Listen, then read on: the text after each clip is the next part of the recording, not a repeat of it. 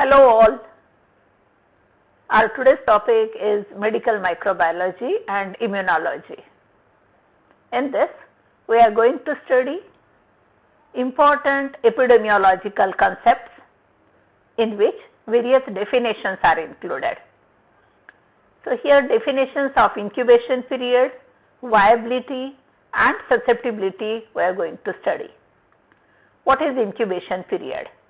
The time interval between invasion by an infectious agent and the appearance of the first sign or a symptom of the disease is nothing but an incubation period. In short, when pathogen enter in our body, after that they require some time to multiply within the body and to show certain clinical symptoms in the patient. This is nothing but a incubation period of that particular disease. Second important term is viability. Here viability of the pathogen or viability of the microorganisms, and here it is nothing but the ability of that particular microorganism to live, to grow in that particular environment. Third important concept is susceptibility. Here susceptibility of the host, which is nothing but likely to be influenced or affected by. We can take example of a COVID-19 for this purpose. As you know, persons suffering from diabetes, high BP are highly susceptible to the coronaviruses if you compare it with other persons. Here, before studying all these definitions, one should know the term infection. Here, as you know, number of pathogenic microorganisms, in that viruses are included, bacteria are included, as well as a fungal category is included. Upon portal of entry of all these pathogens in the susceptible host, you can see upon certain incubation period, development of a disease in that person.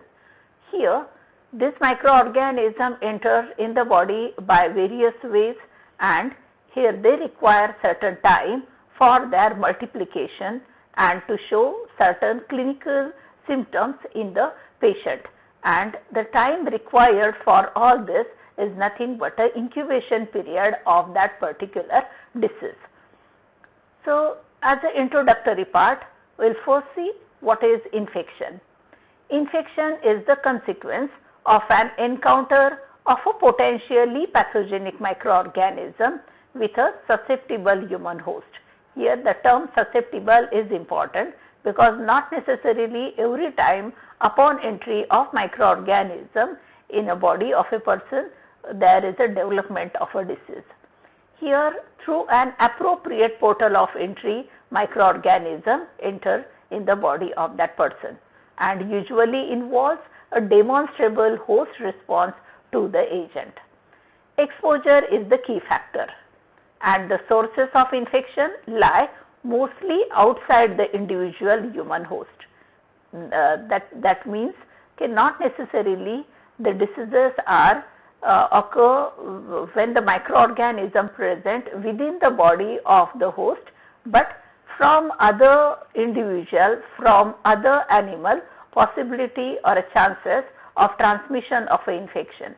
So, they either present in other individuals, within the environment they may present, that is some microorganisms present in the air and now they enter in the body of that person, and then you can see development of an infection or other infected host. Here this category is mainly for animals, as you know, zoonotic infections, where infection is acquired by the person from animal reservoirs. Disease represents one of the possible consequences of infection, and the factors important in its development are mostly intrinsic to the host. We will see in the next part these intrinsic factors. Although the dosage and virulence of the infecting microbe play important role. In our topic, virulence is also included, which is very important while studying infections. Here intrinsic factors responsible for a development of a infection, the age at the time of infection. As you know, this is very important factor. Again, COVID-19 is best example of it. The age more than 50 are considered as a most susceptible group of a age where possibility of infection by coronaviruses. Portal of entry, how microorganisms enter in the body, that also one of important intrinsic factor. The presence or absence of immunity. If immunity is poor, chances of infection are more. The vigor of a primary defense system, the efficiency and nature of humoral and cell-mediated immune responses, all are related with the immunity only, and the genetic makeup of the host. In the later part, we will see about this genetic makeup of the host, which is important intrinsic factor. The state of nutrition, again this one is related with the immunity of the person. The presence of other diseases and psychological influences. As you know, stress also considered as a one of intrinsic factor to develop disease in the person. So, these factors that result in the occurrence of a clinical illness. Now, first we will see incubation period. Definition of incubation period, where the time from the moment of exposure to an infectious agent until signs and symptoms of the disease appear is nothing but a incubation period. There are two main types of incubation period if the disease is vector borne. For example, dengue, malaria, etc. In that case, we have to consider intrinsic and extrinsic incubation period. What is intrinsic incubation period? It is the time taken by an organism to complete its development in the host is intrinsic incubation period, while the extrinsic incubation period is the time taken by an organism to develop in the arthropod host or in vertebrate host which transmit infection. Here you can take example of such a type of the arthropod host is malarial parasite and the arthropod vector. Here in case of a malaria, when once ingested by a mosquito, that Plasmodium malariae or Plasmodium falciparum, that malaria parasites must undergo development within the mosquito before they are infectious to humans. The time required for development in the mosquito ranges from 10 to 28 days, depending on the parasite species and the temperature. This is the extrinsic incubation period of that parasite. So, here in Anopheles female mosquito, which is arthropod insect vector, that Plasmodium malariae or Plasmodium falciparum or Plasmodium ovale must undergo development within this before they are infectious to humans, and that is the extrinsic incubation period.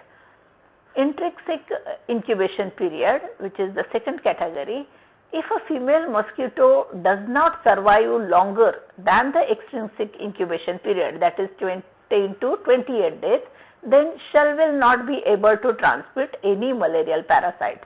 But if mosquito successfully transfers the parasite to a human body via a bite, the parasite starts developing. The time between the injection of the parasite into the human and the development of the first symptom of a malaria is its intrinsic incubation period. In this figure, you can see this Plasmodium malariae life cycle and transmission.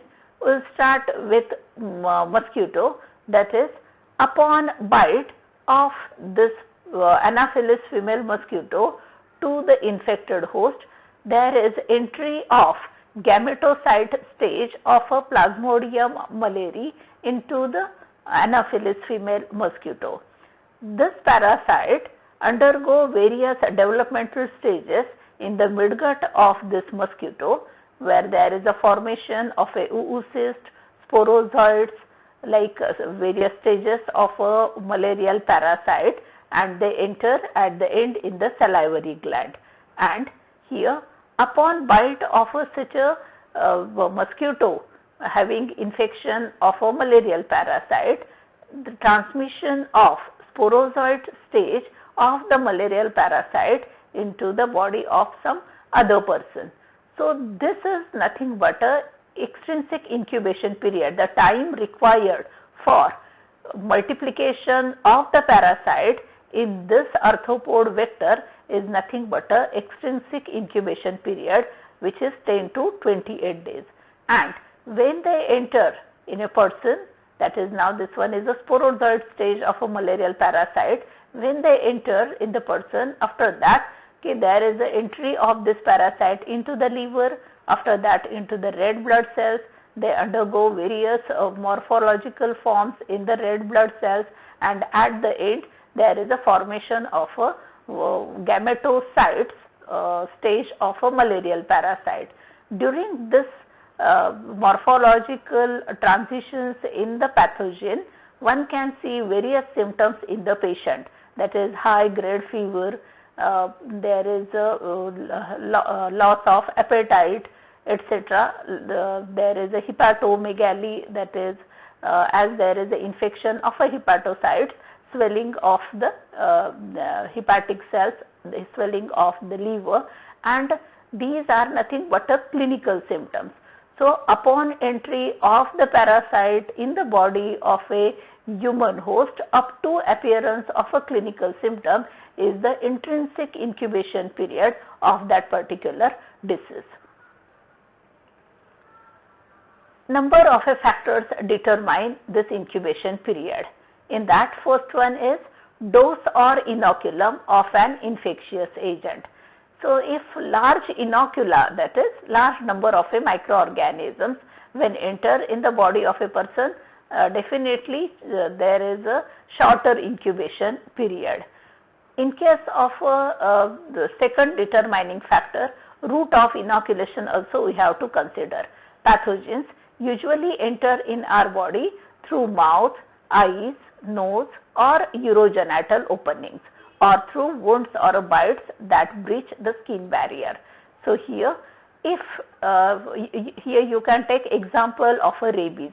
In case of a rabies, if entry of that microorganism, that is the rhabdoviruses, which is causative agent of a rabies, hydrophobia, at that time if that bite is present on the facial region of a individual, chances of a development of a disease in early stage it is possible, means incubation period is shorter if you compare it with the bite of rabid dog on the feet.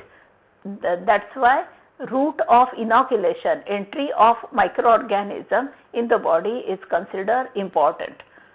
Next factor, determining factor, is rate of replication of infectious agent. Fourth one is a host susceptibility.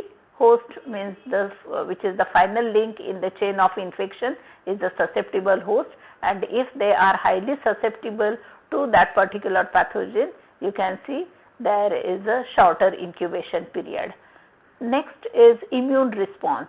An immune response, that is the immunity of that person, is a condition which is required for the development of a disease. Here an immune response is a reaction which occurs within an organism for the purpose of defending against foreign invaders. So, if immunity is better, less chances of growth of that microorganism, and based on that incubation period is longer. Now, here some examples of an incubation period for various diseases are shown, where due to inter-individual variation, the incubation period is always expressed as a range, and we have to consider mean of it in the later stages. For many conditions, incubation period are longer in adults than they are in children or infants. This is because of a development of a immunity in the adults. Here first example is of a rabies, where incubation period is 1 to 3 months to 1 year, but here exceptionally more than 1 year may require as an incubation period for the rhabdovirus to develop rabies in the patient.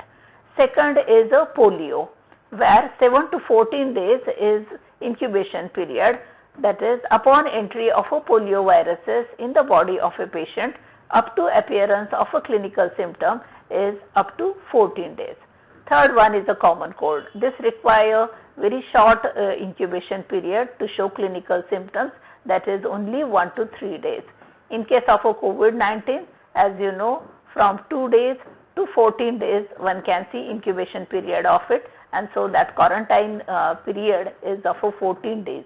Then dengue fever 3 to 14 days, Ebola 1 to 21 days in 95% of the cases, while in some cases it is observed that it is 42 days in 98% cases this is observed. The first category is for the viral diseases. Now we'll see bacterial diseases category. Here first example is of a cholera. Cholera require not less than 12 hours to develop disease, up to 4 to 5 days. In case of a typhoid, 7 to 21 days. In case of a tetanus, to develop disease, incubation period is 7 to 21 days. In case of a tuberculosis, 2 to 12 weeks. As here, in case of a tuberculosis, causative agent is Mycobacterium tuberculosis, and generation time of this microorganism, that is the time required to divide from, that is from 1 cell to 2 cell, as it is considered as the longer period if you compare it with typhoid or E. coli like Salmonella typhi or E. coli like microorganism. Here it is longer than that, that is 12 to 13 hours required, and based on that you can see incubation period to show symptoms in the patient, it is also higher. Next is the protozoal disease. Incubation period for Giardia lamblia, which is the causative agent of a giardiasis, it requires 3 to 21 days. In case of diseases caused by prions, the example is of a Kuru disease, time required is in months to years, and here 2 years is considered as a mean incubation period for the development of a Kuru disease by the prions. So this is all about incubation period. Now next important epidemiological concept is viability. Here definition of viability, the quality or a state of being viable or the ability to live, ability to grow in the particular environment. Cell viability is a determination of a living or a dead cells based on a total cell population. Viable means metabolically or physiologically active. So the cells that are metabolically or physiologically active but cannot be cultured on specific media are the viable but non-culturable cells. Most microorganisms growing in nature have yet to be cultured in the laboratory. Determination of microbial viability by the plate count method is routine in microbiology laboratories. Viability is lost rapidly due to damage to one or more critical cellular components, but other cellular components are left intact. Here examples of viability you will see in this slide, where we will take example of a Salmonella typhi. This is gram-negative rod-shaped microorganism which is not spore forming. So they may survive in slurry for more than 77 days and grow in temperature ranging from 6 to 47 degrees Celsius, while in soil they can survive for 20 days. So here ability to live in soil is considered important because this microorganism may contaminate food, water and cause infection. Second example is of one Rickettsia Coxiella burnetii. This can withstand harsh environmental conditions and this causes Q fever. It can survive at 15 to 20 degrees Celsius for 10 months on meat in cold storage for more than 1 month, in skim milk at room temperature for more than 40 months. As you know, this organism is a zoonotic type of infection causing microorganism. Their presence in the outer environment is important while development of a Q fever. Then next and important organism is Mycobacterium tuberculosis causing TB.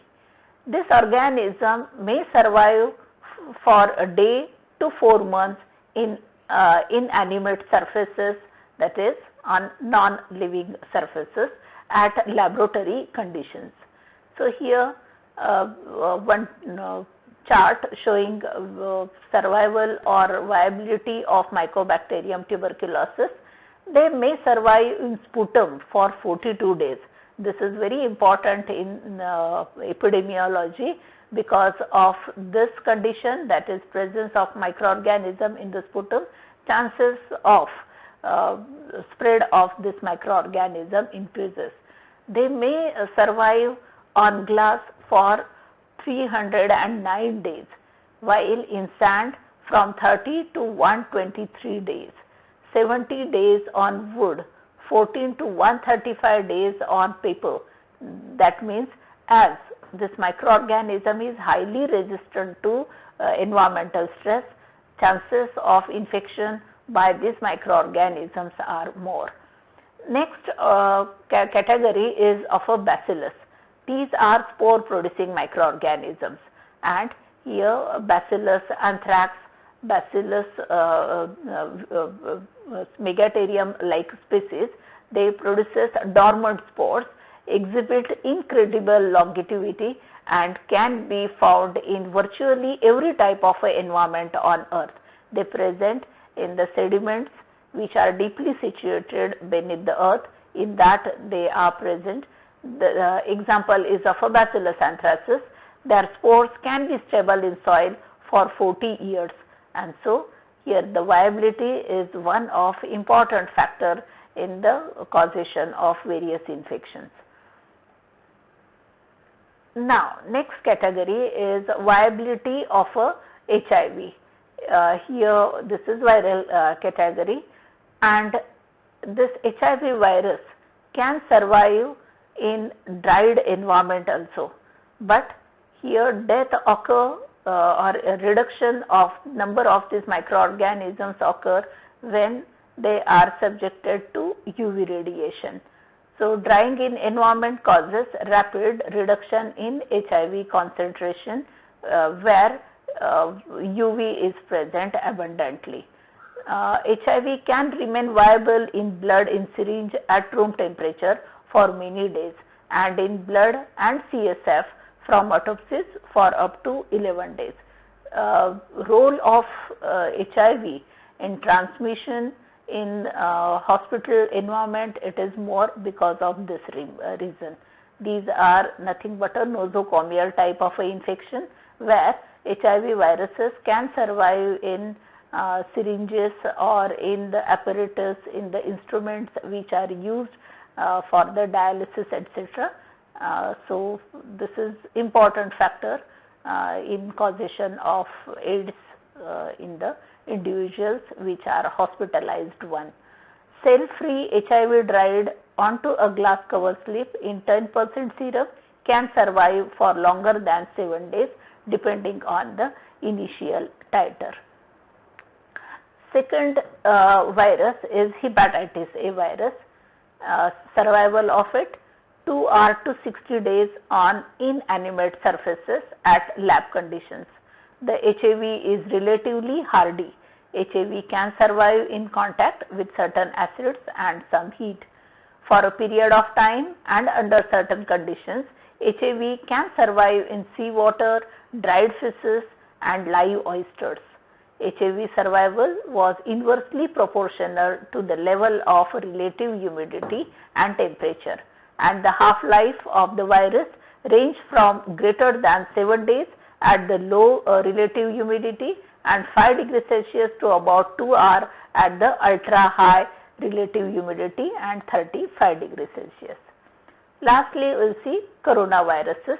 As you know, the virus that causes COVID-19 is stable for several hours to days in aerosols, that is small droplets containing sputum or the moisture from the patient's nostrils, and on surfaces also they are quite stable for several days. Next category of pathogen is fungi. So we have to see viability of the fungal spores also. As you know, this fungi stay alive on clothing, bedding and elsewhere as long as they have a food supply. Majority of the times dead skin cells which are present on the body of the individual, and so in the clothing, bedding, etc. With moist and warm environment, they survive for a longer period. So in this appropriate environment, they survive for 12 to 20 months. Many factors such as water, nutrition, temperature, light and pH can determine the viability of a fungal spore. Here moisture is important factor in the viability of a fungal spore, especially of Aspergillus fumigatus, Aspergillus flavus, etc. Lastly, we will see viability of some protozoa. Example is of a Cryptosporidium parvum causing cryptosporidiosis. This is environmentally resistant oocyst which can remain infective under cool, moist conditions for many months, that is at 0 to 20 degrees Celsius for 6 months in deionized water, at 25 to 30 degrees Celsius for 3 months and 35 degrees Celsius for 1 week. The oocyst of Cryptosporidium remain viable for over 35 days at 4 degrees Celsius in marine water held in dark, for 40 days at 18 degrees Celsius under 35% salinity. So this is all about viability of the microorganisms, bacteria, viruses, fungi, etc. And now we will see the last definition, that is of a susceptibility. Susceptible meaning likely to be influenced or affected by. In epidemiology, a susceptible individual is a member of a population who is at risk of becoming infected by a disease. So here it is simple term, that is the comorbidity or the condition with some previous infection. If it is present, chances of other infections are more. Those individuals who have antibodies against an antigen associated with particular infectious disease will not be susceptible. So here vaccination, why vaccination play important role? At that time antibodies against that particular microorganisms are already present in the body, so no chance of infection in that person. For example, again vaccinated person as well as infants younger than 6 months who still have maternal antibodies pass through the placenta and from the colostrum. However, these are the passive antibodies. In case of infants, maternal antibodies are passive antibodies, having individuals soon return to the susceptible state as the antibodies are broken down. Now see some susceptibility factors, broadly to include populations at risk. Here the very young, elderly or genetically compromised at risk. Some individuals may have a natural resistance to particular infectious diseases. It is generally believed that certain racial groups are highly susceptible to tuberculosis disease while others have developed a natural resistance. So susceptibility of a host depend on genetic or constitutional factors, specific immunity and non-specific factors that affect an individual's ability to resist infection. Example, in case of a black skinned people, they had consistently higher susceptibility to infection by Mycobacterium tuberculosis than are white skinned people. Exact reason for this is not known. The mechanism of a racial difference in infectability by Mycobacterium tuberculosis is the result of complex interaction between the environmental, immunologic and genetic factors. Plasmodium falciparum malaria is major cause of a mortality as well as a morbidity in the endemic areas of a sub-Saharan Africa. This is the best example of a genetic makeup of a person and of a susceptibility relation. Lifestyle factors considered to cause acquired susceptibility for increased risk for an environmental disease. Here aging, poor nutrition, infection and exposure to toxicants, intercurrent disease, pregnancy, immunosuppressive drugs abusers and malignancy, that is cancer, can also increase susceptibility to illnesses. Family history also one important factor in the when we discuss susceptibility. Although there are many possible causes of a human disease, family history is often one of the strongest risk factor for common diseases. Here example is of a cancer, cardiovascular diseases, diabetes, autoimmune disorders and psychiatric illnesses. You know, schizophrenia, which is psychiatric illness, and family history is responsible for all this. A person inherits a complete set of genes from each parent, and in that they may inherit the conditions required for the above mentioned conditions. These are not exactly diseases caused by microorganisms, by the pathogens, but these are syndromes where susceptibility to all these conditions, in these cases it is always considered high. In case of virology, we have to see susceptibility, where viruses are only able to cause disease or pathologies if they meet several criteria. First criteria is the virus is able to enter the cell. This is called a susceptible state. There is a sufficient number of viruses within the cell. This is second requirement. The virus is able to replicate within the cell. This is called as a permissive state. So hence susceptibility only refers to the fact that virus is able to get into the cell via having proper receptors.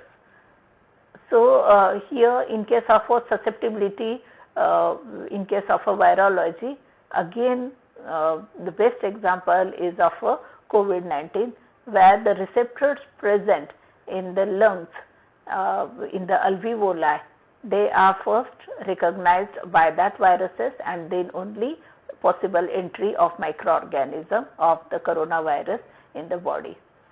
So in summary, in study of medical microbiology in causation of disease, incubation period, viability of organism and susceptibility to the disease are important concepts, epidemiological concepts, which help in understanding the occurrence of disease.